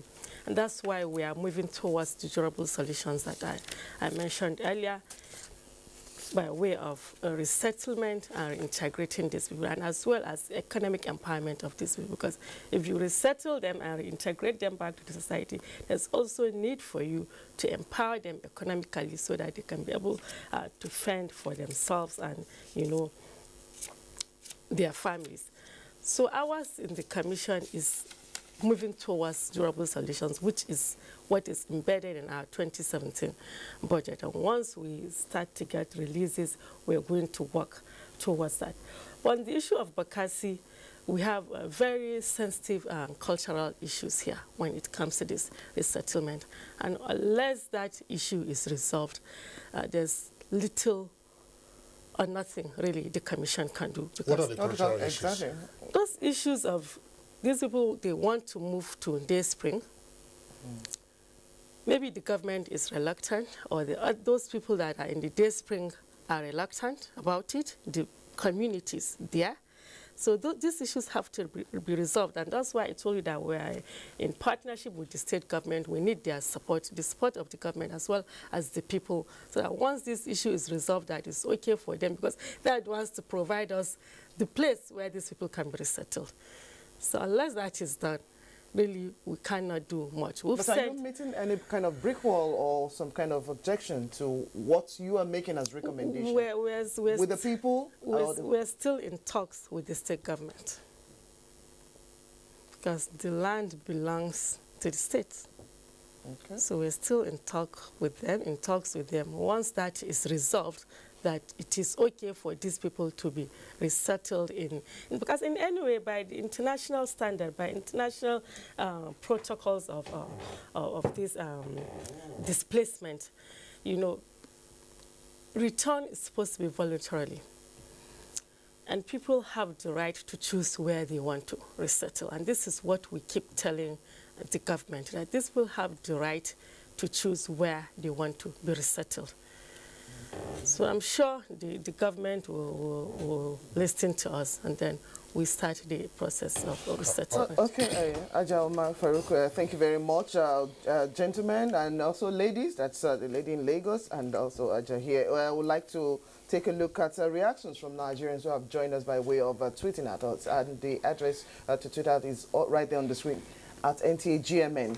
We'll start off with that of Suleiman Idris. It says Nigeria and Cameroonian authorities should scale up efforts in addressing the myriad of challenges confronting the residents of Bakassi. And then we have this from Pastor Arisha Monday. It says, if Cameroonian government disrespects the UN Charter concerning Bakassi people, then the federal government should approach ICJ over the matter, or the federal government should relocate her citizens. Ibeneme Dominic tweet, it was all a conspiracy theory. We can't abandon our people to be slaves in our land or believe the lies of Cameroon to our own people. Festus Akimboyewa tweets, the problem of displaced people in Bakassi is alarming, and if Nigeria is sleeping in addressing the problems, the international community will also go to sleep. Pastor Johnson Solomon says, going by the way these people are being neglected, one will easily conclude that the old promises to be affected then was a jamboree.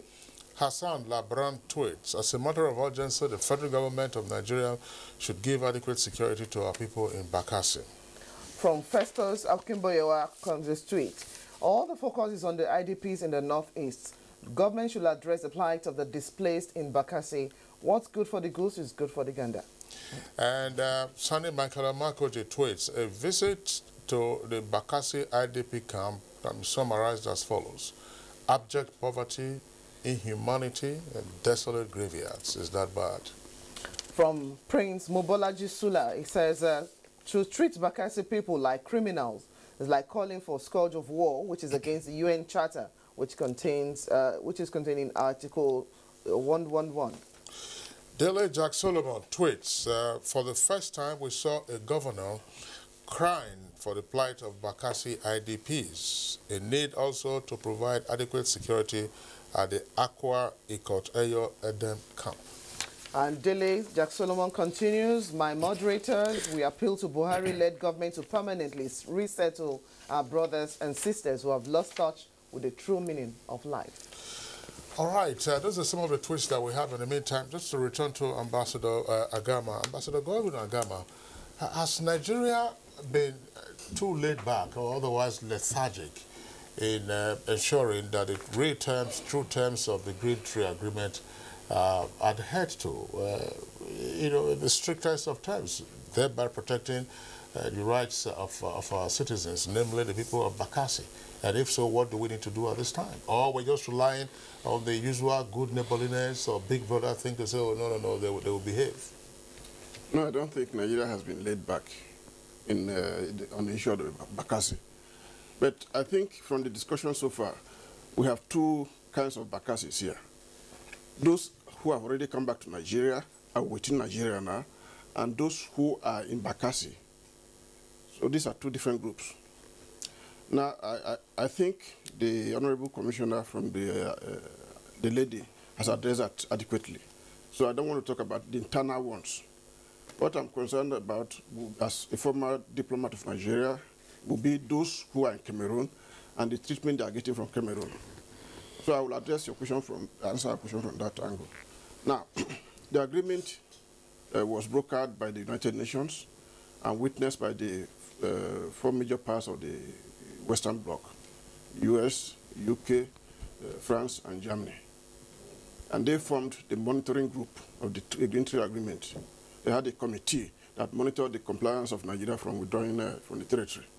So I would think, if it's not already been done, that when there are breaches like this concerning the Nigerians in Bakassi, Nigerian nationals who are still in Bakassi and being maltreated by Cameroon, that the government of Nigeria will issue the appropriate diplomatic note to Cameroon to complain that on such and such dates we have this information coming to us that this and this have been done and in violation of the Green Tree Agreement, especially in Article 3, the sub-paragraphs as listed by the Honorable Member of the House. And then also send the same note to the United Nations, Secretary General, and copy the other parties that witnessed the agreement. That is the way to take it up. I think when that is done, the pressure will be on Cameroon to reply, first of all, to the Nigerian note, to say, no, that is not the case, this is the case, this is the case. So I don't think Nigeria has been lethargic about it. When the judgment was given and before the agreement was signed, the United Nations Secretary General then, Kofi Annan, who is a great African, summoned, convened a summit of Nigeria, Cameroon, and the UN itself, twice. We call it tripartite summit, twice, from which what they call the Cameroon-Nigeria Mixed Commission was born to monitor the implementation of the judgment of the court, the process. So that process is still continuing, and I know that in Foreign Affairs, and then the Boundary Commission. Because the judgment given on October 2002 had to do with Cameroonian border with Nigeria, from Lake Chad all the way down to the sea, Atlantic Ocean, including the peninsula that has been given to Cameroon. And that has been worked upon. So Nigeria is not sleeping about it at all. As for protecting Nigerians, yes, of course, Cameroon, Bakassi now is in the hands of Cameroon. So we don't expect Nigeria to send in the police or the army to go and enforce any or to confront the Cameroonian authorities there. That would be a provocation that Nigeria is not noted for, and I don't think Nigeria will do that. So that is out of the question. But the other way is to seek protection of your nationals short of armed complex. Yes. All right. I'm sorry, Ambassador Agama. Thank you. I just wanted Senator Itagiwa. Yeah, when we speak of Bakassi people, Ambassador Godwin Agama, Ambassador Agama has introduced some dimension, particularly with regard to what shall we say, the true identity of the Bakassi people. Now, when we say Bakassi people, are we referring, as it were, to two sets of Bakassi people, those who are voluntarily returned, and what are their names? And then those Bakassi Nigerians who are still in Cameroon, and if so, what are also their needs? So, for whom is there an urgency to deal with, in addition to the Day Spring resettlement that you mentioned? Well, excuse me. I think, first of all, for once, I disagree with His Excellency, the ambassador. I think Nigeria has been very, very lethargic. I think the problem is that, unfortunately, my people are led, over the years by a woman who is myself. Because, and I really don't discuss, it's not my habit to talk about gender, but I'm sure that if it were a male leader, by now, Bakassi people would have done what Nigerians like, that is, go on the streets of Nigeria, demonstrate, damage property, because Nigeria is obliged to resettle these people because they did not see themselves, they seeded them. And again, Cross River State, the issue of resettlement of Bakassi is not a state thing, it is a federal thing. So it is the federal government of Nigeria that would now collaborate with the state government to resettle the people. On the issue also, I want to again emphasize that Nigeria has been lethargic. Why? Because we have been quiet. You use April as a litmus test to prove to the world that two African countries, brothers, can settle a rift without, one drop of blood. And we voluntarily went along that. If we did that, then we are obliged to pay us back by resettling us. Now, on the issue of two Bakassi, there's only one Bakassi. And according to that military arrangement, there was an arrangement, an agreement to recreate Bakassi in Nigeria. And the people that went by there, if you have recreated that Bakassi, if you have provided a home for us, if you have provided the succor, that much needed succor, those people would not have gone back to go and receive that indignity and suffering and beating up and insult that they're receiving in Cameroon. Everybody wants to come home. Nobody wants to go and live under that kind of, stringent issue where you cannot move around without wakabook. Now, sometimes they go and do their fishing. In fact, on the territorial area, there are areas that these people cannot go beyond to do their fishing. And those areas are where they actually have a lot of catch, catch or catches, but they are not allowed to go. And even when they struggle and bring back the fishes, if they're unlucky, the gendarmes can come and collect all their fish from them. Whereas if they fish in Nigeria, nobody will collect their fishes from them. So, the same Bakassi people that are there are here. Those people, like I told you earlier on, when there's voting, they come back here to vote. When there's any activity, they all come back. Bakassi is one. There's no Cameroon and Nigeria Bakassi. We have created Bakassi. We have a Bakassi local government in Nigeria. And under the constitution of Nigeria, Bakassi local government is one of the local governments that make up this Federal Republic of Nigeria. So we are one Bakassi. And what we are asking, even those Bakassi, we had an audience with the governor of the state. 90% of Bakassi had an audience with the governor of the state, where we told the governor that we rather have a proper home than a resettlement camp. And you understand, because like I said, the issue of Bakassi is that sometimes they politicize Bakassi issue, which is very, very unfair. But I would appeal to this governor not to allow himself deviate or be distracted from, the way he has been trying to handle the issue. He's been very, very understanding. He's a human being. Because, like the honorable member said, most politicians are not human beings.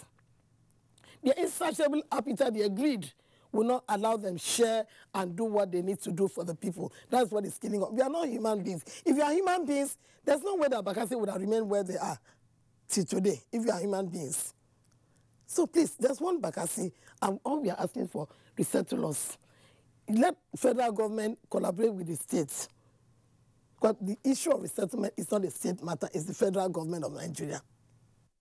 All right, distinguished Senator Florence Itagiwa, former presidential advisor on National Assembly matters, would like to appreciate your being with us on the program today. You joined us from our Lagos Network studios. Thank you very much. God bless you.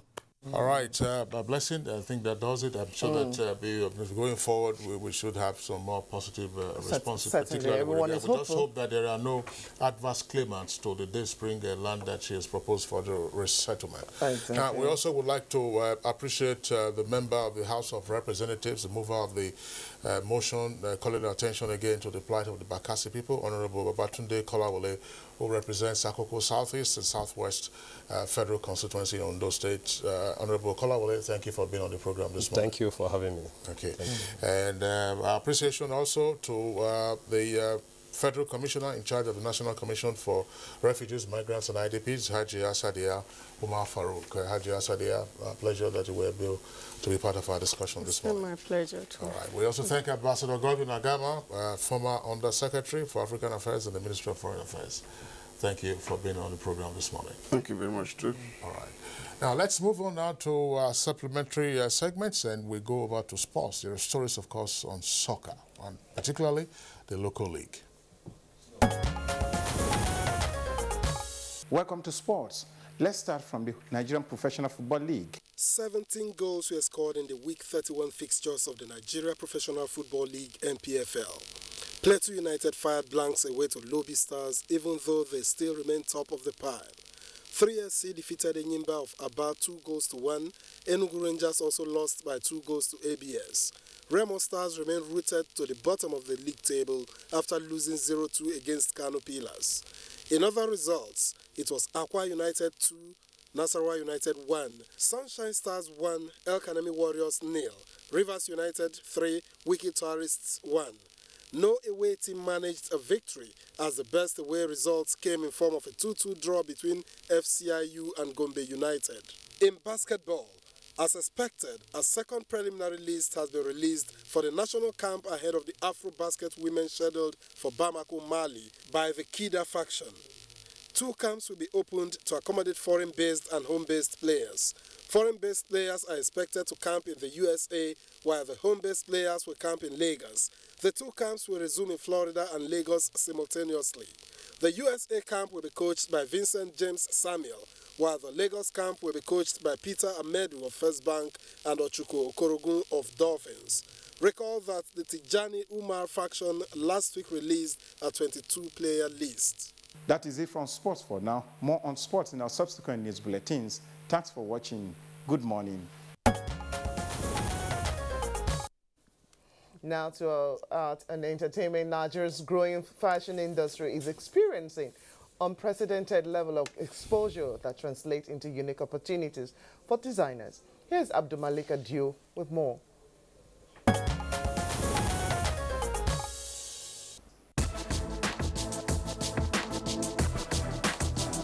Driven by fashion weeks, art exhibitions, trade fairs, and an explosion of print and online media, a growing number of platforms are emerging in Nigeria for designers to promote their brand to mass market.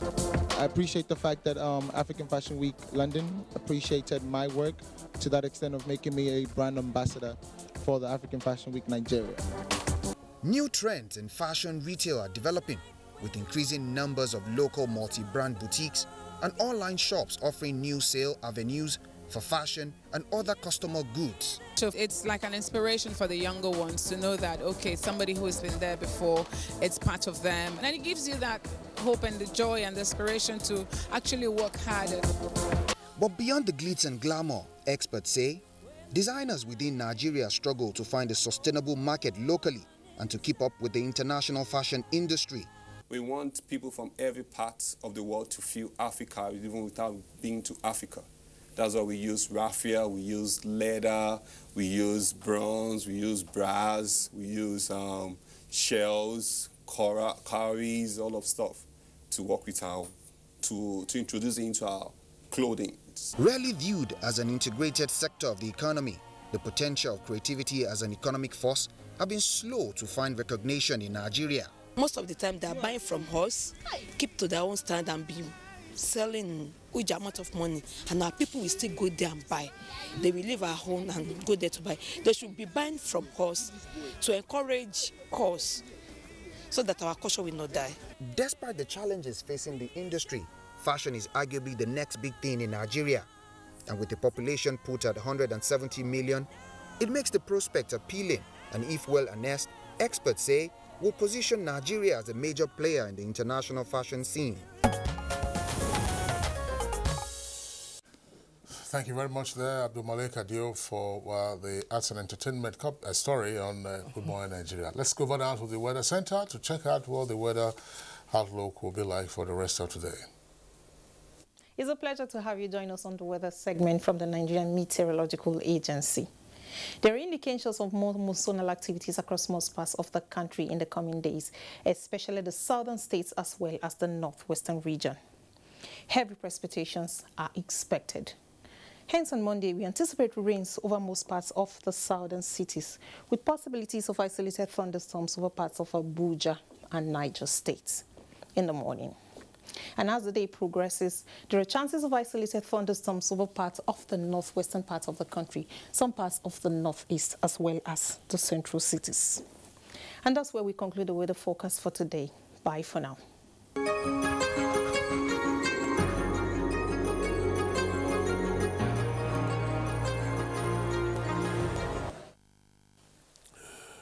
That's Good Morning Nigeria for today, the first in the new week. Let's hope you find time to join us again tomorrow for another wonderful edition. My name is Blessing Abu. Thank you for watching. And I'm Kingsley Osadolo. I join my colleague Blessing, also expressing our appreciation for being with us today. See you tomorrow at 7 o'clock in the morning.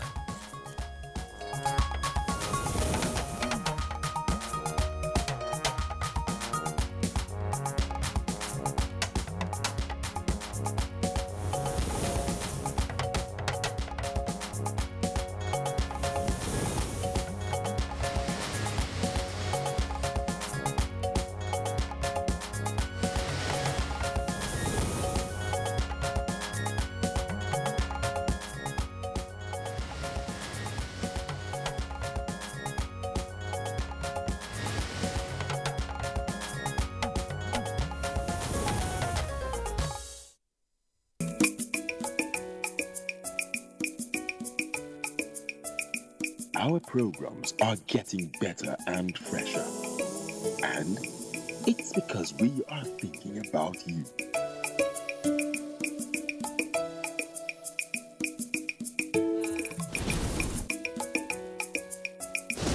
NTA, it's all about you.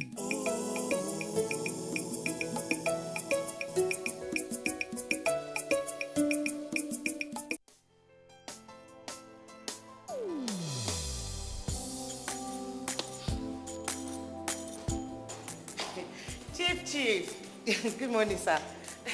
You are here already? No, now my spirit day, my body day for house. What kind of question is that? Were you not the one that fixed this meeting for 8 a.m.? You are now coming by 10 a.m. and start asking me jam questions. But Chief, now, I'm sorry. Don't you also go late for meetings sometimes? You know now, African time. No more African time. And no more pancaking of face during office hours. At the end of the day, we will lose valuable time. We will not make progress. If we want to move this nation forward, we must treat business as business and respect time. Change begins with me.